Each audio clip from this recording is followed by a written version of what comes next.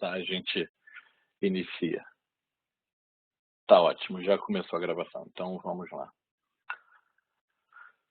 Bom dia, meu nome é Eduardo Almeida, eu sou Sales Engineer da Splunk para o Brasil e hoje a gente vai dar continuidade à nossa série de webinars em português. Esse vai ser o segundo, a gente teve um em maio chamado Descobrindo o Splunk, onde a gente apresentou o Splunk, como ele funciona, algumas questões um pouco mais comerciais e de como a gente apresenta o Splunk. Esse agora a gente vai ser um pouco mais técnico, mostrando como começar tecnicamente com o Splunk, como extrair valor. Tá? Então, antes de começar o nosso requerimento legal aqui, alguns recados e avisos aqui. Se vocês quiserem, nós temos webinars em inglês que acontecem semanalmente. A gente tem a demo semanal de Splunk toda quarta-feira às 3 horas da tarde, horário do Brasil, e a demo quinzenal de segurança a cada 2 semanas, quintas-feiras, às 3 horas, horário do Brasil. Essa é a URL para se cadastrar, fazer o registro nessas demos, e não só essas são as regulares, mas existem outras que acontecem de vez em quando, como demos focadas em operação de TI, a gente teve uma focada em ransomware recentemente, então é interessante vocês fazerem o registro nessa URL para ver quais webinários vão acontecer e qual o tema que vai ser disponibilizado. Tá? Esse é o time da Splunk no Brasil, também já apresentei no outro webinar, mas só para relembrar, eu, Eduardo, e o Rafael Ricota como Sales Engineers, o pessoal técnico, e temos a Daniela, a Clícia, o Ricardo e o Wagner como Sales Managers, o pessoal comercial. Então, qualquer dúvida, vocês podem entrar em contato com a gente nesses e-mails disponibilizados aí. Tá? Então, agora que acabaram os avisos, vamos lá. O que a gente vai falar hoje, a gente vai ter uma visão geral de Splunk, relembrando algumas coisas que a gente falou no webinar passado, algumas coisas, mas bem rápido, e dados de máquina, e depois eu vou fazer demonstração e passar mais detalhes sobre essa demonstração, como vocês podem fazer isso por conta própria também. Depois vamos para a sessão de perguntas. Ok? A missão da Splunk a gente já mencionou no outro webinar, mas vale repetir.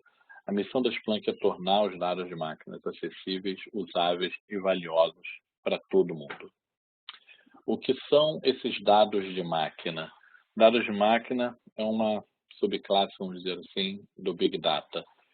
Qual é a característica principal dos dados de máquina e do Big Data? O volume, então é uma quantidade muito grande de dados, a velocidade com que esses dados são gerados, a variedade de fontes, como vocês podem ver aqui na direita, a quantidade de fontes diferentes de dados e a variabilidade. O conteúdo gerado por uma mesma fonte pode variar ao longo do tempo. Então, você pode incluir novas informações nesse conteúdo, o que torna o trabalho de análise dessas informações um pouco mais complicado, já que você tem que variar isso o tempo todo. Você tem que pegar e readaptar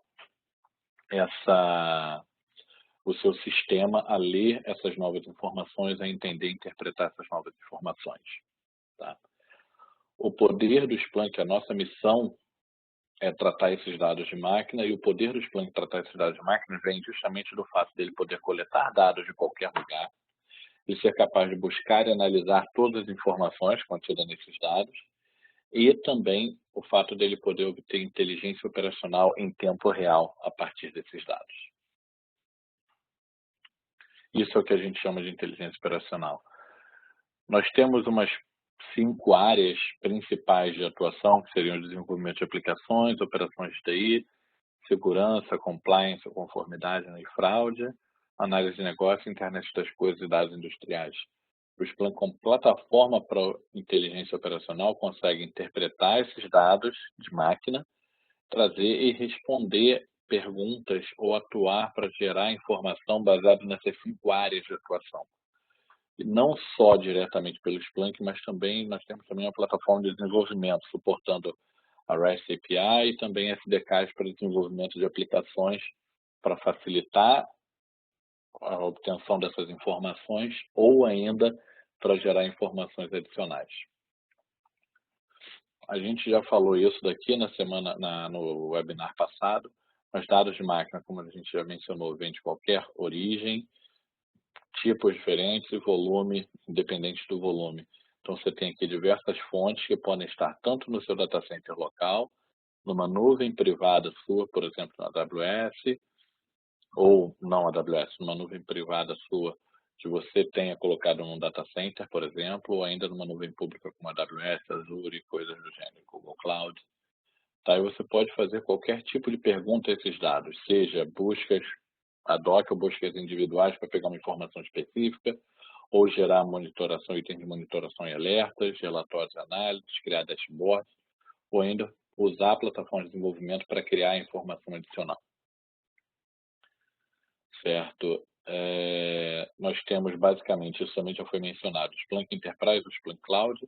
O Splunk Cloud é a versão do Software as a Service, ou software como serviço do Enterprise. Então, nós temos um ambiente de cloud nosso, onde o Splunk está instalado, e você pode contratar esse serviço. Quando você contrata esse serviço do Splunk Cloud, você tem uma instância numa nuvem privada exclusiva para vocês, para o cliente, então não é compartilhado, e o cliente envia os dados para lá e gera as buscas, os relatórios, os dashboards, se fizer a monitoração, tudo que é feito aqui pode ser feito na cloud. Características principais: a indexação universal, a gente pode indexar os dados de qualquer fonte, escalabilidade, e a gente vai falar um pouquinho mais sobre isso, e o suporte a plataformas, como aplicações, APIs e SDKs. Tá? Só para reforçar os diferenciais, nós não precisamos fazer filtragem de dados, não tem ETL, a gente não usa um banco de dados relacional por trás. O que isso significa? Você não tem um esquema de dados restrito, que você, uma tabela de dados, um esquema de dados que você tem que pegar e trazer a informação ou transformar a informação para que ela caiba no seu banco de dados ou no seu esquema de dados. A gente consegue interpretar qualquer tipo de informação e, como a gente não requer um banco de dados relacional, a gente armazena e pode obter qualquer informação. Não precisa fazer um ETL, não precisa fazer uma filtragem. Certo? Para começar a utilizar o Splunk Enterprise, são 4 passos. Fazer o download do Splunk.com. Então, você entra no Splunk.com, faz um cadastro para poder ter um login e pode efetuar o download. A gente tem versão para instalação em Linux, Windows e macOS. Nesse caso, hoje, a demo que eu vou fazer vai ser no meu notebook, vai ser no Mac, mas vocês podem fazer no Windows ou no Linux de vocês sem problema nenhum. Instalar o aplicativo, também bem simples. Começar a encaminhar os dados e executar as buscas. Basicamente, essas 4 etapas. Tá? Como é simples você iniciar o Splunk Enterprise, e ele pode ajudar, como a gente informou anteriormente, ele pode ajudar a trazer mais informações, executar qualquer tipo de pergunta, a gente consegue ter vários insights. Esses insights proporcionam o quê? Vantagem competitiva para a empresa de vocês. Então, exemplo, vocês podem ter algumas prioridades ou atividades estratégicas que vocês queiram, e a gente pode ajudar, como desenvolvimento e entrega contínua de aplicações, garantindo a disponibilidade, o uptime para as aplicações críticas. Ou vocês têm uma estratégia, uma prioridade para mudar o ambiente para cloud. Essa mudança pode ser facilitada usando a monitoração ou usando os relatórios com Splunk. Execução de novas iniciativas de negócio, para, por exemplo, obter mais informações de negócios e verificar e efetuar mudanças em tempo real. Identificar e mitigar ameaças avançadas na área de segurança, também prevenção à fraude. Uma outra coisa bem interessante, gerenciar serviços e não silos. Isso significa, não importa se você tem um time de segurança, um time de operações, um time de negócios, você precisa gerenciar o teu serviço, por exemplo, uma loja online. Você precisa gerenciar a sua loja online, o seu e-commerce, independente das diferentes equipes que trabalham ou que atuam com essa loja. Tá? Quando a gente fala de escalabilidade, a gente pode escalar a centenas de terabytes por dia, na verdade até milhares. Eu mencionei isso no nosso outro webinar. O volume de dados analisado pelo nosso maior cliente hoje chega a casa de petabytes, está quase 2 petabytes de dados por dia. Como funciona isso? Nós temos componentes diferentes, esses componentes, na verdade, podem ser a mesma máquina ou equipamentos diferentes. No caso, para escalabilidade, a gente precisa que sejam equipamentos diferentes. Então, a gente tem os forwarders, o Universal Forwarder, que é o nosso cliente ou agente de coleta. Eles ficam em servidores diferentes, enviando os dados para os Splunk Indexers ou indexadores. Os indexadores são quem realmente armazenam os dados. E os search heads executam as buscas. Então, você pode ter um ou mais search heads executando as buscas em um ou mais Splunk Indexers que recebem os dados de um ou mais forwarders. Então, vamos lá. A gente vai fazer hoje a demonstração do tutorial que a gente tem no site, tutorial do Splunk. Então, o que a gente vai fazer hoje é mostrar como enviar dados ao Splunk, seja ele lendo direto de arquivos ou usando forwarders, como analisar dados no Splunk, dando uma perspectiva técnica, também uma perspectiva de negócio, e como enriquecer esses dados do Splunk.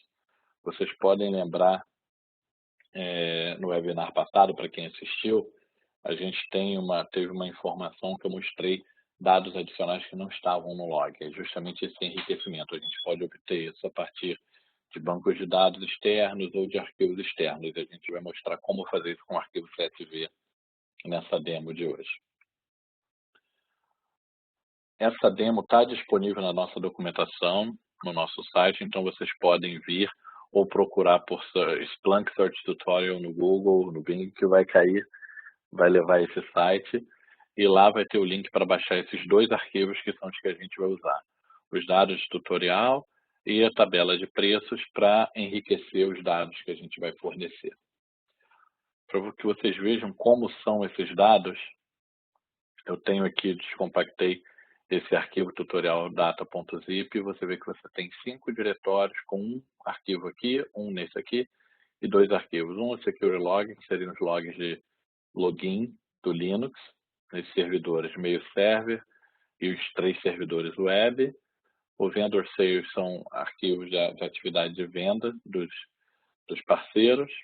E aqui nos servidores web nós temos o log do servidor web e o log de acesso, o Secure Log do Linux. Depois, quando a gente importar, a gente vai ter mais informação. Então, vamos começar com a demonstração de fato. Eu tenho aqui essa página aberta aqui do tutorial, que é justamente como você começa.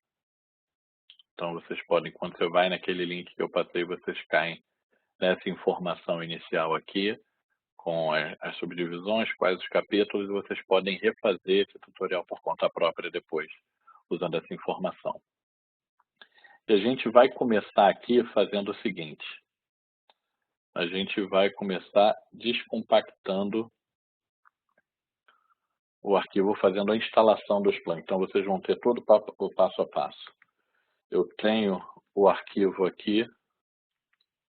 Então, vocês podem ver, eu tenho esse arquivo aqui, instalador. Esse é o instalador versão TGZ para o macOS. Para o Linux é praticamente a mesma forma de instalação. Para o Windows é um arquivo MSI. Vocês clicam 2 vezes e podem fazer a instalação. Nesse caso aqui eu tenho aqui os dados do tutorial, a tabela de preços já o CSV e aqui o diretório descompactado. Vamos começar a instalação. Para começar a instalação do Splunk, basicamente o que você precisa fazer é descompactar o diretório. Descompactar esse arquivo targz. No Linux ou no Mac funciona da mesma forma. Uma vez que você descompacte, no caso do Mac ele já coloca o diretório Splunk aqui com as permissões corretas. No caso do Linux é interessante alterar o usuário, ele vem com o usuário genérico, se eu não me engano, o UID 506, então vocês podem alterar o usuário e o grupo do diretório. Alterou o usuário e o grupo do diretório, vocês só precisam entrar no diretório Splunk Bin e executar o Splunk com o comando start para que ele seja iniciado. Tá, então, Splunk start, para facilitar, vocês podem colocar um accept license, que aí isso não vai perguntar, vocês já estão aceitando a licença. E aí, com isso, o Splunk está sendo iniciado. E vocês veem que o processo de instalação do Splunk é extremamente rápido. Com o Splunk instalado, a gente pode vir para o browser e acessar localhost na porta 8000 e ele já está acessando a instância que a gente colocou. Nesse caso aqui, o usuário primeira instalação, o usuário padrão é admin, senha change.me, e você, quando clica no sign in, ele vai pedir para trocar a senha. Se não quiser trocar a senha, pode dar o skip ou fornece uma nova senha. Como esse é um ambiente só de demonstração, para essa situação eu não vou trocar a senha não. Ele vai oferecer algumas informações aqui de como melhorar, vocês podem dar o OK ou skip, para esse ambiente também não tem problema. Quando você baixa o Splunk, ele já vem com uma licença demo de 500 MB para 60 dias. Depois desses 60 dias, essa licença vira uma licença free. Então, alguns conteúdos, algumas funcionalidades são desabilitadas. Quais são essas funcionalidades? A possibilidade de usar um cluster, a possibilidade de autenticação e a possibilidade de envio de alertas, configuração de alertas. Tá? Mas para gerar busca e indexação funciona. O licenciamento do Splunk é baseado no volume de dados indexados por dia. Então, essa licença permite indexação de 500 megabytes de dados por dia. Tá, ok? Essa é a tela inicial. Então, quando você instala o Splunk e vem aqui, você tem algumas informações. Por exemplo, o tour. Você não sabe, primeira vez que está usando o Splunk, você pode fazer o tour para ver algumas informações. Já começar enviando dados para o Splunk. Ele já fala depois sobre extração de dados, e aí ele também já vai mostrar, se clicar no link, ele já tem uma documentação aqui. Aplicações para você ir para a nossa App Store, para a nossa loja de aplicações, seria o Splunk Base. As aplicações são gratuitas na sua maioria. A gente tem algumas aplicações premium. Sugiro que vocês vejam o webinar anterior, que eu falo em mais detalhes sobre elas. E também o link para a documentação. Além dessa parte inicial aqui, a gente tem a barra do Splunk aqui em cima, onde vocês podem fazer configurações da conta, verificar as mensagens de alerta, configurações do sistema como um todo e verificar as atividades de busca que estão sendo executadas e também obter ajuda. Aqui à esquerda a gente tem o painel de aplicações. Então, parecido com o celular, quando você instala uma aplicação, ela vai aparecer aqui se ela for uma aplicação que dê uma visualização. Por exemplo, o aplicativo de um faro, um aplicativo de um roteador. Se você instala um aplicativo de um faro, por exemplo, um faro Palo Alto, um faro Checkpoint, um faro Linux, um faro Cisco, vai ter o aplicativo aqui que vai já trazer alguns dashboards prontos para vocês, como exemplo. Vocês podem aqui gerenciar as aplicações para instalar, buscar novas aplicações, ver as aplicações já instaladas e por aí vai. Quando você está em uma aplicação, você tem essa opção para mudar de uma aplicação para outra rapidamente ou ainda gerenciar o Splunk. Tá? Então, vamos lá. Já dei essa informação básica, vamos para o que é importante realmente hoje, que é adicionar esses dados. Vamos colocar aqui. Então, quando você clica, para cada função nova, ele vai te fornecer essa opção de fazer um tour rápido. Eu vou deixar para vocês fazerem esse tour por conta própria, que não é o foco hoje. Então, vamos dar o skip. E aí, quando você vai adicionar os dados, você vê que existem três opções. Uma upload, uma monitor, outra forward. Qual é a diferença delas? Upload, eu quero simplesmente fazer o envio dos arquivos uma única vez.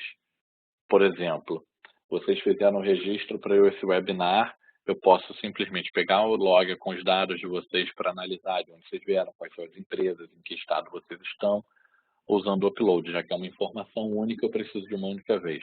Ou vocês querem fazer um teste, vocês podem fazer o upload. Então, vocês vão fazer o upload do computador que vocês estão, mesmo que o Splunk não esteja instalado nele. Aqui no caso está. A opção monitor é quando eu quero monitorar continuamente. Existe uma exceção, posso dizer que eu não quero monitorar continuamente, quero fazer a indexação ou pegar o arquivo uma única vez, mas Em geral, o monitor é para você monitorar o tempo inteiro. Como? Monitorar um arquivo, diretório, ou ainda escutar uma porta TCP/UDP para receber via syslog, ou ainda executar um script para obter os dados de alguma forma, e por aí vai. E tem a opção forward. A opção forward é o quê? Usando o forwarder. Então, você instala o Universal Forwarder, que eu mencionei anteriormente, nos servidores, nos computadores que têm as informações que vocês querem monitorar, e aí vocês configuram para ele conectar com esses Splunk, com os Splunk de vocês, e aí vocês vão configurar aqui para dizer qual informação vai ser recebida desses forwarders. E tanto pode ser feita a configuração manual no próprio forwarder, quanto de forma centralizada. Hoje, a gente não vai entrar em detalhes de como utilizar o forwarder. Vocês podem verificar isso na documentação, tem bastante detalhes lá. Hoje, o que a gente vai fazer para facilitar é usar a opção Upload para fazer o upload daquele arquivo que eu baixei e que eu coloquei no PowerPoint para vocês. Quando eu faço o upload, ele vai perguntar ou eu arrasto o arquivo para cá ou eu seleciono o arquivo. No caso aqui, eu já estou na pasta correta. O Splunk ele consegue ler arquivos compactados, então você não precisa descompactar. E só para mostrar para vocês aqueles arquivos que eu tinha mencionado antes, quando eu vou pegar e ler o zip, ele vai pegar todos esses arquivos de uma vez só. Então vamos pegar aqui e selecionar, está aqui o tutorial data.zip, open, ele já está aqui. Ele diz que não dá para fazer um preview do arquivo, porque é um arquivo compactado. Se vocês colocassem um arquivo texto, ele faria um preview para vocês ver o conteúdo do arquivo. Clicou em Next, ele vai perguntar algumas coisas. Então, quais coisas são essas? Uma, o Source Type. O que é o Source Type? Source Type é o tipo do arquivo, ou é o tipo da fonte de dados. Para ele entender quais são os campos, o que é, você precisa definir qual é o Source Type.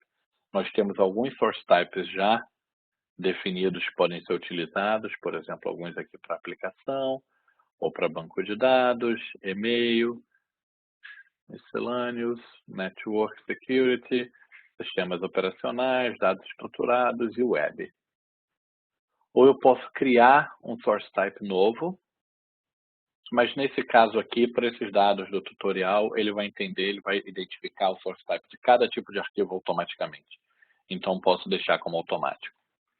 Uma outra informação importante, então, 3 informações são muito importantes quando você vai fazer a importação, a indexação de um log, é o source type, o host associado a essa informação. Como a gente viu lá, nós temos 5 hosts, né? O mail server, 3 servidores web e um servidor com informação das vendas, dos vendedores. E eles estão em diretórios distintos. Então, posso definir que todos viriam de um único host, ou ainda usar uma expressão regular no caminho dos arquivos, ou usar um segmento. No caso do Linux e do Mac, eu posso usar um segmento. Quando eu descompacto, qual é o primeiro diretório depois do arquivo descompactado? É justamente o nome do host. Então, eu posso simplesmente colocar aqui. Então, o primeiro segmento no caminho do arquivo vai representar o nome do host. Tá? E o terceiro item que eu falei que é importante é a data e a hora. A gente não vai entrar em detalhes nisso agora, porque todos os arquivos que a gente tem a data e a hora num formato fácil de entender. A outra informação que a gente pode dizer aqui é qual índice colocar. Esses índices são utilizados para você segmentar a informação e também definir acesso. Quem tem acesso a determinadas informações. Quando você vai fazer um deployment, uma instalação para um ambiente maior, com um volume maior de informações, é interessante você definir quais são os grupos que vão ter acesso ao Splunk, desses grupos, quem tem acesso a qual tipo de informação. Então, por exemplo, o grupo de segurança tem acesso a todas as informações. O grupo de negócios não precisa de acesso às informações técnicas, apenas as informações de negócio. Então, isso pode ser filtrado dessa forma. Como aqui é só o ambiente de demo, um tutorial, a gente pode deixar no índice padrão mesmo. Depois ele vai fazer o review, mostrando as informações novamente, e a gente pode vir aqui no Submit para ele fazer o upload do arquivo. Caso ele já fez o upload do arquivo, e ele já oferece o quê? Outras opções. Já começar a busca, extrair campos, adicionar mais dados, e por aí vai. Tá? Eu posso daqui ir direto para a busca, ou começar a buscar aqui, ou ir para a busca. Antes de começar a buscar, eu vou vir aqui para mostrar a interface de busca para vocês. Tá? Novamente, mais uma pergunta do tour, vamos dar o skip. Então, a gente vê aqui, nessa interface de busca, ele já mostra, olha, documentação e tutorial, o histórico de buscas executadas, como a gente acabou de instalar, não tem nada, e o que buscar com algumas informações. Então, o evento mais antigo foi 8 dias atrás, nessa nossa base, o mais recente, 15 horas atrás, e aqui nós temos o total de eventos, 109.864 eventos. Se a gente clicar aqui no Data Summary, a gente vai ter as informações dos dados que estão no Splunk. Então, a gente tem 5 hosts, como eu tinha mencionado, ele extraiu a informação do host corretamente. Fontes, ou seja, os arquivos de fato, nós temos 8, como eu falei, um arquivo aqui no meio server, um no vendor sales, e 2 arquivos em cada diretório do servidor web. E em source type, nós temos 3 source types aqui, o vendor sales, o security, que é a informação de login dos servidores Linux, e o access combined with cookie, que é o acesso o log do servidor web. Tá ok? Uma informação interessante, vamos clicar em um aqui, por exemplo. Vamos clicar no access log do servidor WW1. O que ele vai fazer? Ele já vem mostrar aqui, eu digo, quero essa fonte aqui. Então, é desse arquivo que ele vai pegar. Então, nós temos aqui os dados. Por padrão, o Splunk vai sempre pegar aqui as últimas 24 horas. Mas eu posso pegar e selecionar um tempo diferenciado. Tá? Então, posso colocar, eu quero em tempo real. Como os dados são estáticos, não vai adiantar. Mas eu posso colocar, eu quero os dados de hoje. Não tem nenhum, como a gente viu, o evento mais recente era 15 horas atrás. Mas eu quero os dados dos últimos 7 dias. Enquanto isso, ele vê aqui, ele mostra o número de eventos. Se eu pegar all time, ele vai pegar todos os eventos que tem. Então, todos os eventos relacionados a esse arquivo significam 13.628 eventos. Se eu pegar as últimas 24 horas, está aqui. E aí vocês veem que tem a data e a hora, e se vocês repararem, foi extraído daqui corretamente. Tá? O log do servidor web, então se vocês conhecem o log do servidor web, vocês veem aqui o método, se é get ou post, qual URL foi selecionada, o status, protocolo e versão, refer, de onde veio a requisição, o user agent utilizado e por aí vai. Uma outra visualização, uma outra coisa interessante, vocês podem colocar quantos resultados vocês querem por página. Então, desse jeito aqui nós temos 20 eventos por página. Formato de visualização, se vocês querem lista, os dados brutos ou uma tabela, onde cada campo vai ser separado. Tá? Nesse caso, lista é uma visualização legal. E aqui nós temos os campos selecionados. Ele sempre, por padrão, vai selecionar esses 3 campos. E outros campos que existem. Como vocês podem ver, tem vários campos que ele já extraiu automaticamente por ele reconhecer esse arquivo. Se ele não reconhecer, a extração de campo é bem simples. Não é objeto também do webinar hoje, mas isso é bem simples e a gente pode fazer isso posteriormente. Aí vocês podem verificar isso posteriormente na documentação. Tá, vamos voltar e verificar um outro exemplo aqui de log. Vamos ver o vendor sales agora. Só que aí a gente vai ver não pelo source, vamos ver pelo source type. Porque isso mostra que a gente pode fazer busca por qualquer um desses campos. No vendor sales, vocês veem que não tem nada demais nesse daqui. Então nós temos uma data e hora, também foi extraída corretamente. E o log aqui é gerado com um campo vendor ID igual, code igual, account ID igual. O Splunk, quando ele pega essa informação, uma informação que tenha campo igual valor, ele automaticamente extrai então esses campos. Então vocês podem ver que os campos account ID, code e vendor ID já estão aqui selecionados, disponibilizados. E os valores também aparecem aqui. Tá ok? Então vamos falar um pouquinho de como executar uma busca. Vamos zerar aqui essa interface e vamos fazer uma busca aqui. Esses dados do tutorial são de uma loja online, um e-commerce chamado Buttercup Games. Então, uma loja de jogos online, jogos e produtos relacionados a jogos. Então, a gente pode simplesmente pegar e fazer uma busca aqui por Buttercup. E o interessante é que a gente tem um assistente de busca que ele já vai, dependendo do que você começa a digitar, ele já vai oferecer informações. Então, por exemplo, eu comecei a digitar Buttercup e ele já mostra que tem um termo que aparece nos eventos que é o Buttercup Games. Eu posso simplesmente, então, vir aqui e completar automaticamente por aqui. E eu faço a busca. E nesse caso aqui, a busca está nas últimas 24 horas. Como eu falei, 1986 eventos. E aí vocês podem ver quais hosts têm essa informação. Os 3 servidores web. Qual fonte?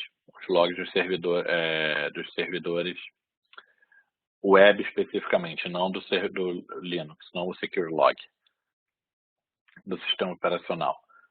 Tipo da fonte, o Access Combined with Cookie. E a gente vê que realmente parou aqui. Ele sempre vai mostrar um histograma aqui com os eventos e a divisão vai ser baseada no time range que você escolheu. Como aqui está 24 horas, ele divide na última hora, aí em 24 colunas de 1 hora cada. Se eu colocar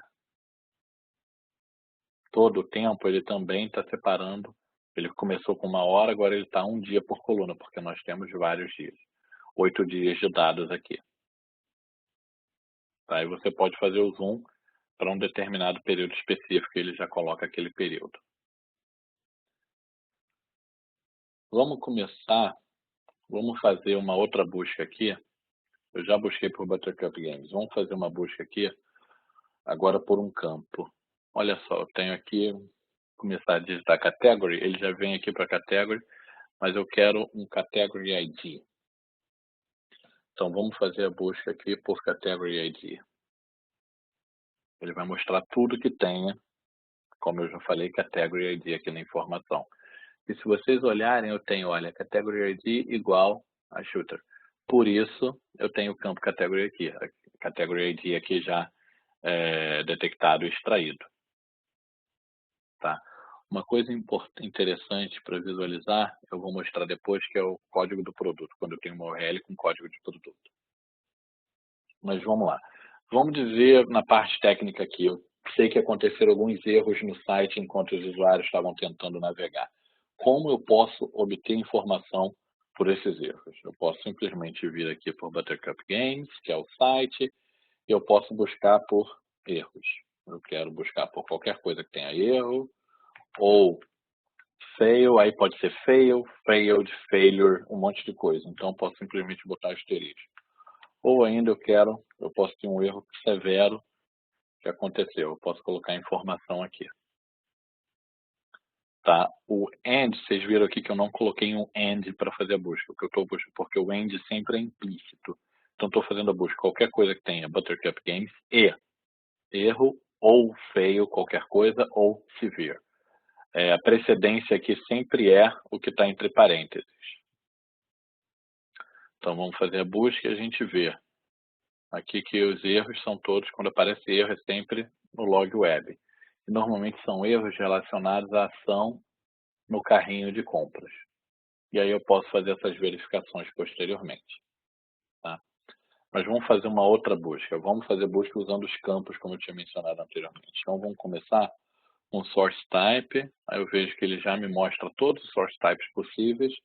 Aí eu não quero digitar tudo isso aqui, nem quero usar completado. O complete ali. Então, eu vou botar só o asterisco. Então, access, underline, asterisco. E eu tenho aquela informação ali. Tá? Vamos adicionar alguns campos aqui, porque se vocês repararem, eu tenho essa informação desses campos selecionados, sempre aparecem aqui nos eventos, para fácil visualização. E o campo que eu fiz a busca aparece marcado. Então, vamos adicionar alguns campos aqui na listagem de campos selecionados. Eu posso vir aqui e simplesmente marcar os campos. Então, por exemplo, aqui o Action, o Category ID e o Product ID, que é o outro que eu tinha mencionado. Dessa forma, eu tenho 5 campos aparecendo aqui e em algumas linhas, quando o campo estiver presente, ele vai aparecer aqui embaixo. Exemplo, olha aqui. Nessa linha eu tenho o campo Category ID igual a Shooter. Nesse campo, nesse outro evento, eu tenho Action, Add to Cart. E aí um interessante aqui, nesse outro evento, eu tenho Product ID igual a esse. Então, eu tenho o código do produto. Para quem viu o webinar passado, eu tinha informações referentes ao preço, ao custo do produto, eu tinha informações referentes ao nome do produto, a status de erro do HTTP Server, do servidor web, o que significa o 408, o 200. Eu tinha essas informações adicionadas. Isso é o que a gente vai fazer mais para frente aqui. Tá? Uma outra coisa que é interessante, você pode ver quais são os valores que existem, e já com uma estatística. Então, os valores possíveis para esse campo Action são 5. E a contagem, quantas vezes eles aconteceram nesses eventos que eu estou visualizando aqui. Então, eu vejo que esses valores estão presentes em quase 50% dos eventos. E, por exemplo, a ação Add to Cart ocorreu em quase 30% dos eventos. A mesma coisa a ação Purchase. Tá ok? Category ID, a mesma coisa. Eu vejo aqui quais são as categorias. Ou ainda Product ID, quais são os IDs dos produtos utilizados. Uma coisa interessante também, quando você expande um produto, um evento, você consegue ver essas informações, todos os campos identificados desse log, desse evento específico, no caso o log do servidor web, aquilo que eu mencionei. O refer, aqui extraído do refer, qual é o domain, o domínio de onde veio o refer, tempo da requisição, o status, aquilo que eu tinha falado, qual user agent, versão do HTTP utilizado e por aí vai. Eu quero ver, por exemplo, as compras que tiveram falha. Ou melhor, vamos lá, compras com sucesso. Quantas compras aqui eu tive que tiveram sucesso? Eu já estou usando esse aqui que já me traz somente os logs de web. Então vamos lá. Para eu dizer que tem sucesso, no caso de web, eu tenho que o status tem que ser igual a 200. Certo? E outra coisa, eu estou falando de compra. Então a ação tem que ser o quê? Purchase. Então com isso aqui ele vai me dizer o quê? No log do servidor web, no source type access combined with cookie, eu quero todos os eventos que tenham status igual a 200, ou seja, que a ação tenha sido completada com sucesso e que a ação tenha sido, a requisição tenha sido atendida com sucesso e que a ação tenha sido uma ação de compra. E está aqui.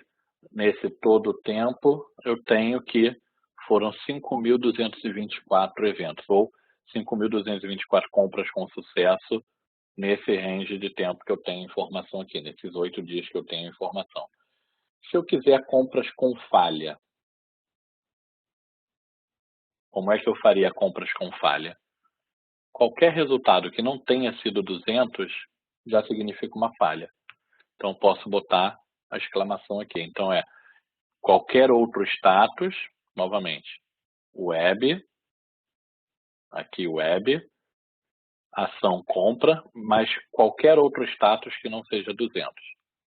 E aí, para 5.224 compras com sucesso, eu tive 513 compras com falha. No caso aqui, eu tive um 503. Foi o quê? Erro de servidor. Um 505, um outro erro de servidor. 404, página não encontrada. Isso aqui significa o quê? Receita perdida. Então, a gente pode pegar e enviar isso daí para o pessoal técnico. Se eu sou de negócio, eu posso enviar uma requisição para o pessoal de TI para verificar por que esses erros estão acontecendo. Para minimizar isso e eu não perder essa receita. Pode ser que a pessoa tenha tentado novamente e efetuar a compra com sucesso depois. Mas eu não tenho como ver com essa busca que eu estou fazendo. Eu preciso de uma outra busca. Se eu quero buscar por erros, a gente já falou um pouco sobre os erros, mas eu posso buscar, e agora, como vai começar a sequência de comandos um pouco mais longa, eu vou copiar e colar para a gente economizar tempo aqui. Então, por exemplo, aqui, eu estou fazendo aquela mesma busca, mas buscando status de erro aqui. E eu vejo a quantidade de eventos. Mas aí agora vamos para informações mais relevantes para a área de negócios. Então, por exemplo, quantos jogos na categoria de simuladores foram vendidos ontem? Como é que eu posso fazer essa busca? Eu já fiz parte da busca, então eu posso começar a digitar a busca aqui, tá? Que foi aquela source type, e aí ele já coloca aqui um match insert que já foi executado. Então eu tenho aqui a busca de compras efetuadas com sucesso. Eu perguntei ontem, então eu vou botar aqui yesterday. Mas isso aqui me deu todos, mas eu quero uma categoria simuladores. Então eu incluo aqui o campo Category ID Simulation e eu vejo. Foram 31 eventos. Agora, se eu quiser saber quantos jogos de cada categoria foram vendidos, como é que eu faço? Eu posso simplesmente pegar, como eu fiz anteriormente, tirar essa parte aqui, ver as categorias e repetir aquela busca para cada um deles. Mas esse trabalho não é interessante, não é inteligente. Então, como é que a gente vai fazer essa busca? Antes de iniciar e mostrar mais recursos, eu vou fazer uma alteração de configuração. A gente pode alterar o assistente de busca para ele fornecer mais informações. E é isso que eu vou fazer aqui. Colocamos mais informações, vamos voltar para o app de busca. E vamos fazer aquela busca novamente. Vou mostrar aqui. Se eu só coloco S, ele já vai me mostrar as buscas efetuadas anteriormente que tem S, Matching Terms, eu vejo outros Matching Terms e quantas vezes, quantos eventos tem esses Matching Terms, alguns deles, não todos, tá? E com um tutorialzinho, umas informações simples de como fazer a busca. Vamos fazer novamente aquela busca de compras com sucesso, que é essa aqui. Tá aqui, selecionei, ele está me mostrando essa informação. Agora, olha só, eu vou botar um pipe para adicionar comandos. O assistente de busca já mostra comandos comuns que vêm depois do pipe. Eu coloco, vamos selecionar o top, e ele já mostra exemplos de como utilizar o top e ainda a documentação. Só que eu quero por categoria, não é? Então posso simplesmente colocar aqui o Category ID. E eu tenho exatamente aquela informação que eu queria. Certo? Todas as categorias e quantas vendas foram efetuadas em cada uma das categorias. Então não preciso fazer aquela busca. Uma coisa interessante aqui, vocês visualizarem, é que vocês podem ver os eventos. Dependendo da busca, você vai direto para o evento. Normalmente, quando você usa um pipe, um comando de transformação, um comando que vai fazer alguma análise, ele muda para a aba Statistics para mostrar os resultados que vocês têm. Em Visualization, a gente pode gerar um gráfico a partir dessa informação. Então, um exemplo, aqui está um gráfico de colunas, mas talvez seja mais interessante um gráfico de pizza. E vocês conseguem ver que esse gráfico de pizza, isso aqui, esse gráfico de pizza, vamos ficar aqui por enquanto, ele já tem aquele percentual que estava sendo exibido aqui. Então ele usa esse percentual automaticamente para definir o tamanho de cada fatia aqui nesse gráfico. Se você alterar a busca, por exemplo, aqui para os últimos 7 dias, o time range ele vai atualizar com informação referente a esse período. E uma coisa interessante é, vamos lá, eu quero clicar em um desses campos, o que acontece? Ele já me muda a busca e coloca aquela informação ali. Tá? Agora vamos ver algumas coisas mais interessantes e alguns comandos um pouco mais avançados aí para gerar informação mais relevante de negócio.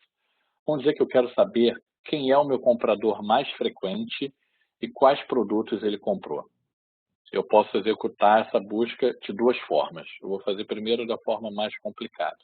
E aí, novamente, para facilitar, poupar o trabalho de digitação, vamos copiar e colar a busca aqui. Então, estou fazendo aquela busca de compras, só que eu quero um top client IP. Esse limite 1 significa que eu só vou pegar a primeira pessoa, ou vamos colocar all time, ou a pessoa que aparece em primeiro com mais eventos. Então, você vê que tem esse IP aqui, que comprou 134 produtos. Daí ele representa 2,5% do meu total de compras. E aí, com essa informação, eu posso fazer o que agora? Eu posso pegar e colocar um outro, como usar essa informação desse IP, copiar e colar, e efetuar uma outra busca. Qual? Aquela busca de compras com sucesso, agora incluindo o client IP. Eu estou botando um Python comando stats para contar quantas vezes aconteceram, ou quantos eventos de compra total com esse client IP ocorreram. DC significa distinct count, contar quantos produtos distintos esse cliente comprou. Values, eu vou pegar os valores desse campo Product ID e vou pegar essa distribuição por IP do cliente. Então, quando eu executo, eu tenho aqui esse IP, esse cliente, comprou 134 produtos, no total, 14 produtos distintos, ou seja, e quais são os produtos, os 14 produtos que ele comprou? Estão os 14 aqui. Só que com isso eu tive que fazer duas buscas, certo? E duas buscas não é suficiente, não é isso que você quer fazer o tempo todo. Então, o que você pode fazer? Você pode pegar e criar uma subbusca. Então, eu vou pegar esse valor aqui, essa informação aqui, e vou utilizar para fazer uma subbusca, um subsearch. Como é que eu faço isso? Eu utilizo, boto entre colchetes para fazer a busca. Ele está dando erro porque ainda não está completo. E eu vou substituir também de top para table, que ele vai me mandar uma tabela com um único campo para ser utilizado. Minto. Vamos deixar o top, e daqui eu transformo isso numa tabela.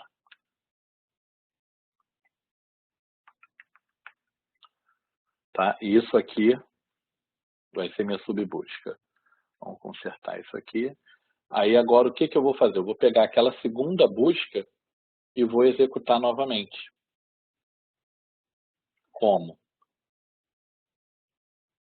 Eu vou pegar e vou colocar, eu só estou copiando e colando aqui na outra. Então, eu estou fazendo novamente aqui e o resultado dessa busca, que está aqui entre colchetes, vai ser utilizado como parâmetro para outra. E aqui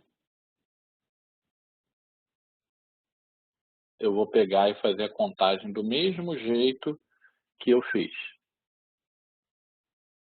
Só com uma diferença. Eu estou renomeando os campos. Então aqui eu estou fazendo o stats, o count, contando quantos eventos, mas eu estou chamando esse count de total comprado. O distinct count, product ID, ao total de produtos. Os valores como ID, produtos. E o client IP eu estou renomeando aqui no final como cliente VIP. Quando eu executo,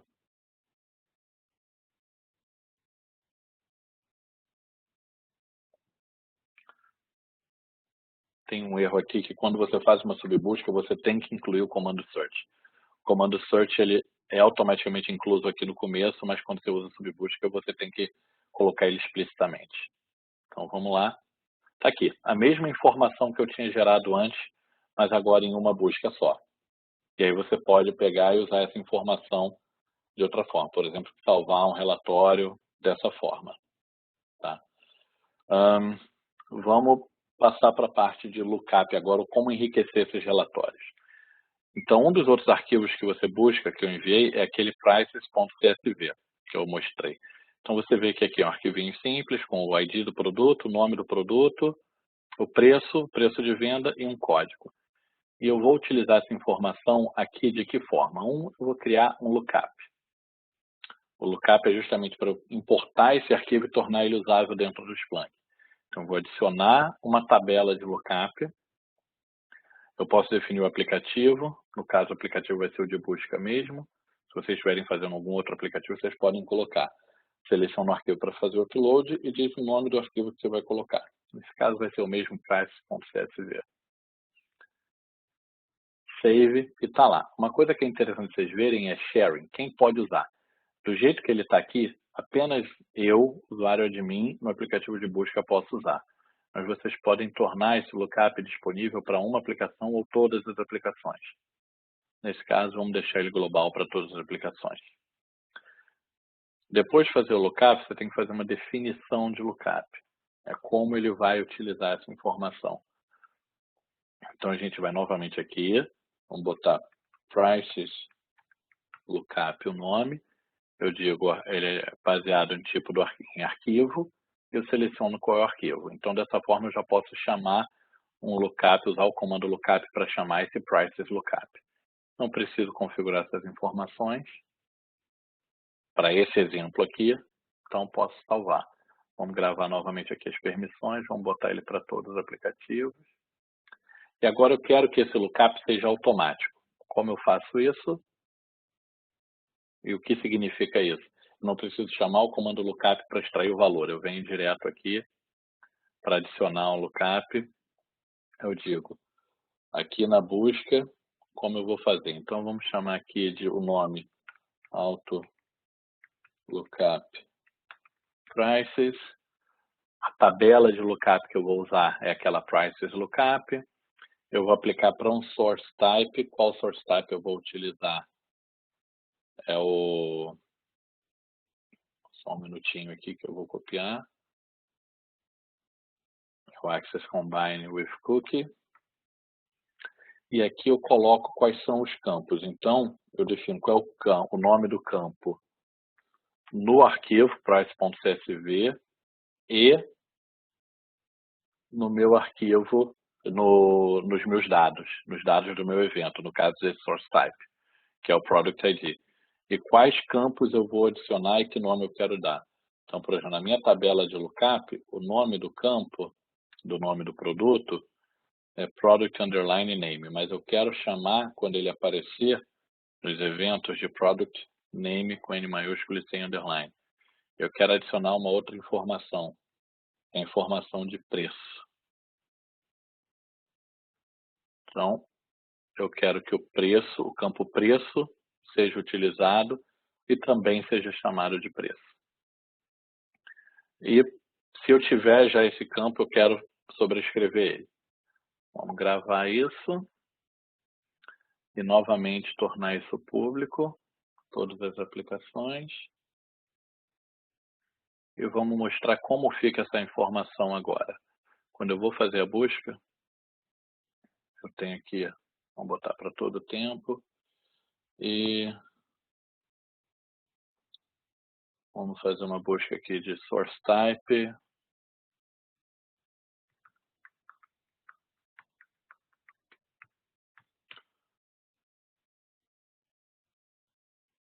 Está aqui, só log web, mas agora olha só a informação que eu tenho. Eu tenho um campo product name, que eu não tinha antes. Eu vou marcar ele como selecionado para ele aparecer lá em cima. Eu tenho o campo price, que eu também não tinha antes. E vamos selecionar. Dessa forma eu tenho esses campos também exibidos aqui em cima. Tá? Então assim você enriquece a informação dos teus logs. Se você tem informação adicional, por exemplo, informação de usuário, informação de lógicas, você coloca desse jeito. Então vamos pegar agora e modificar um pouquinho aquele relatório que a gente botou do cliente VIP para utilizar essa informação. Então, deixa eu copiar aqui e colar.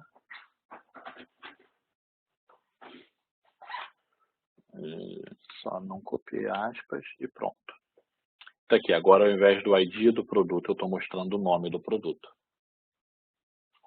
Certo? E aí essa é uma informação que pode ser interessante, por exemplo, para o pessoal de negócios. Então, posso gravar isso como um relatório para eles, se eles quiserem. Tá? Se eu tiver mais informação, por exemplo, de login no banco de dados, isso também pode ser importado aqui usando um outro app para essa informação. Vamos fazer até isso. Vamos gravar aqui como dos últimos 7 dias, vamos gravar como um relatório. Tá, então aqui vai ser o nome do relatório, vamos chamar de cliente VIP. Vamos adicionar um time range picker. E o que isso significa? No time range picker, eu posso escolher o tempo, a data, ou quanto tempo eu quero para aquele relatório. Então, se a pessoa de negócios quiser ver em outra informação, ele consegue. Vamos visualizar o relatório aqui. Então, por exemplo, aqui está os dados dos últimos 7 dias, mas ele quer saber quem foi essa pessoa ontem. E vocês viram que mudou o total de produtos, o total comprado, o total de produtos distintos e a lista de produtos aqui. Vamos ver durante todo o tempo. Eu tenho aqui as informações. Tá ok? Vamos para um outro. Uma coisa interessante para visualizar, quando você grava um relatório, ele vem para essa área Reports. Que aí você pode ver. Mas olha só uma coisa aqui. Hoje esse relatório está privado, então só eu consigo visualizar esse relatório. Se eu quiser compartilhar com outras pessoas, eu tenho que vir aqui, editar a permissão e dizer. Vai ser compartilhado nesse app, por exemplo, e todo mundo vai ter opção de leitura, ou seja, vai conseguir visualizar esse relatório, inclusive podendo selecionar aqui o time picker, selecionar a data e o tempo aqui, mas não vai conseguir editar ou alterar de qualquer forma isso daí, tá? Vamos ver outros exemplos aqui. Eu quero comparar o número de ações dos usuários. Como assim? Eu quero saber quantas vezes o usuário visualizou um produto, quantas vezes ele adicionou o carrinho, quantas vezes ele comprou o produto. Então, isso aqui, eu vou copiar e colar e explicar novamente para vocês a busca. E vamos colocar aqui ao longo de todo o tempo. Então, o que eu estou fazendo aqui novamente, status é 200, então efetuou a ação com sucesso. E aqui eu estou criando um chart para contar o total de eventos, isso vai ser o número de visualizações. Se a ação, eu estou fazendo um evaluation, eu estou checando se a ação, contando quantas vezes a ação é add to cart. Estou nomeando isso de add to cart. Estou contando quantas vezes a ação é purchase e estou nomeando como purchases. Estou fazendo isso por produto. E aí estou renomeando os produtos para os nomes dos campos para nomes melhores, mais legíveis. E aí eu tenho essa informação. Cada produto, quantas vezes eles foram visualizados, quantas vezes eles foram adicionados ao carrinho, quantas vezes eles foram comprados. E eu posso pegar e fazer isso aqui e fazer uma visualização. Por exemplo, aqui está em pie chart, que foi o último utilizado, mas eu posso ir para um gráfico de linhas, ou ainda um gráfico de colunas, que é mais interessante aqui para esse. Tá? Agora, uma outra coisa interessante, eu posso adicionar, eu tenho o número de visualizações, adições ao carrinho e compras. Qual é a taxa de conversão? Por exemplo, quantas visualizações foram convertidas em adicionar o carrinho? Quantas visualizações foram convertidas em compras no final? Para isso, a gente tem aqui uma busca um pouquinho mais complexa, que eu vou colocar aqui para vocês. Vamos executar novamente, vamos zerar aqui a interface. Vamos botar o all time. E antes de executar a busca, vamos explicar o que eu estou fazendo. Novamente aquele count, as views, count eval action add to cart, count eval action purchase. E aí aqui eu estou usando um eval para adicionar um novo campo. Qual é esse novo campo? Views to purchase, ou seja, a taxa de conversão de visualização para compra. Quantas visualizações de produtos se converteram em compras? Como é que eu estou fazendo isso? Eu estou dividindo o campo compras pelo campo views de cada produto e multiplicando por 100. Depois eu passo um outro pipe, um outro evol para fazer a mesma coisa de adicionar ao carrinho para compras. E depois eu tabelo isso e renomeio para eu ter essa visualização aqui. E aí eu tenho aqui o percentual ou a taxa de conversão. E eu posso visualizar novamente. Aí quando eu faço a visualização, você vê como a taxa de conversão normalmente é bem pequena, essa informação aqui não é interessante. Então vamos formatar esse relatório para ele ficar mais legível. Então, por exemplo, eu quero gráfico de colunas mesmo? Sim, gráfico de colunas está bom. Mas vamos formatar aqui. Então vamos colocar aqui no eixo X Vamos colocar aqui dessa forma para eu poder ver o nome do produto. Isso fica melhor. No eixo Y, se vocês olharem, aqui está indo entre 1.000 e 3.000. Eu posso colocar um pouquinho diferente. Então, vamos colocar aqui intervalo de 500, intervalo de 500 e vamos colocar intervalo 500 e vamos colocar o valor máximo como 2.500. E aí já melhora um pouquinho isso. Mas eu ainda não consigo visualizar a taxa de conversão. Então posso simplesmente chegar aqui em um Chart Overlay para fazer 2 charts. E seleciono quais os campos que eu quero. Tá? Nesses 2 campos que eu quero, eu posso colocar View as Axis, que aí ele bota um outro eixo para poder colocar esses valores. E eu posso também colocar um título padrão, por exemplo, taxa de conversão. Está aqui a legenda desse campo.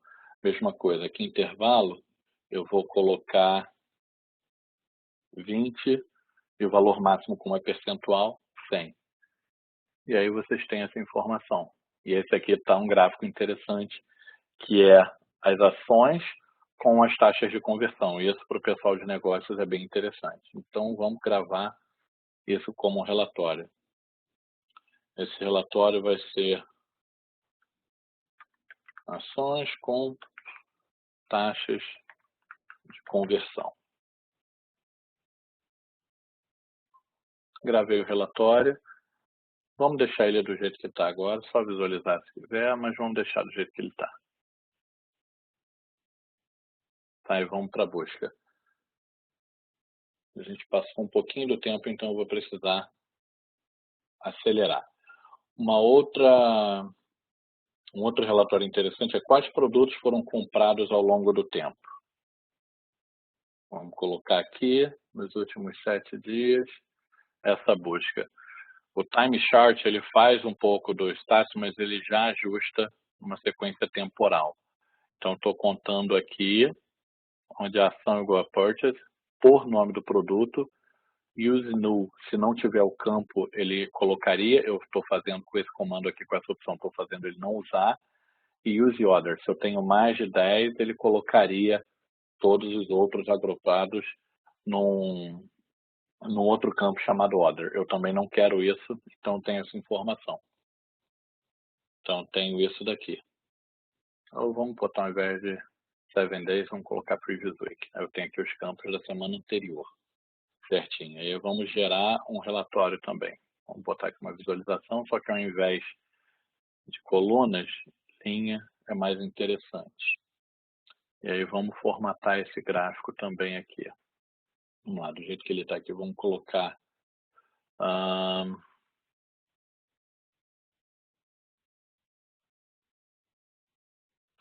eixo X novamente aqui, só para ficar mais fácil de visualizar isso.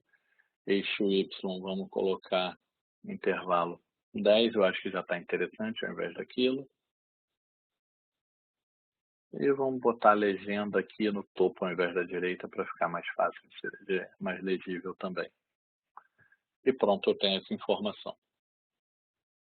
Uma outra visualização também interessante. Então vamos gravar como report. Esse aqui é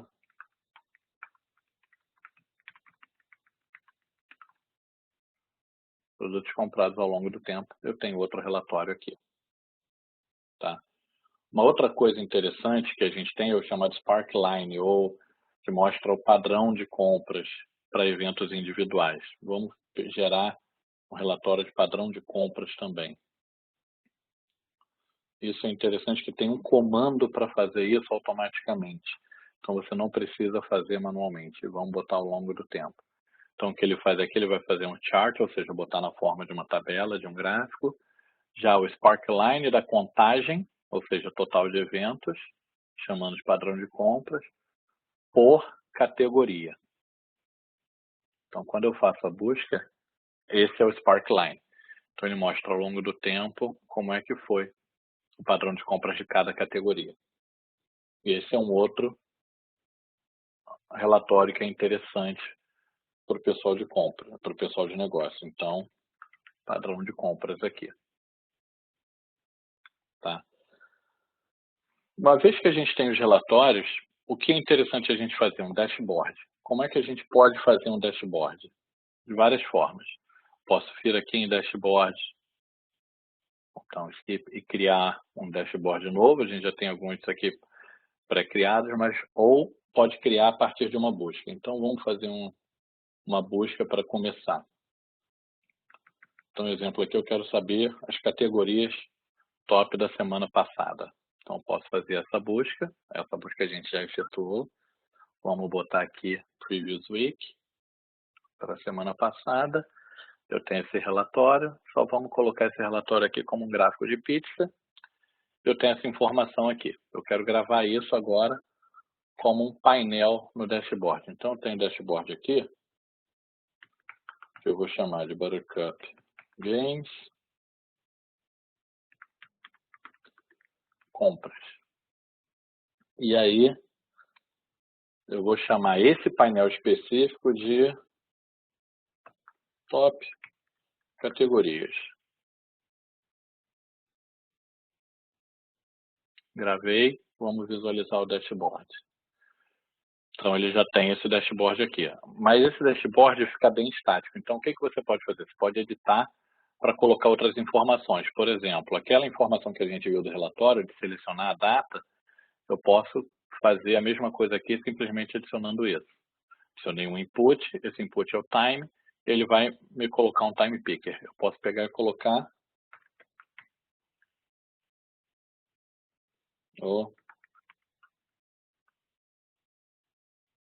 vamos colocar assim, e eu posso chamar esse dashboard ou esse campo de alguma coisa. Vamos chamar, por exemplo, de compras time range. E o valor padrão. Quero que o valor padrão dele seja a semana anterior. Eu aplico.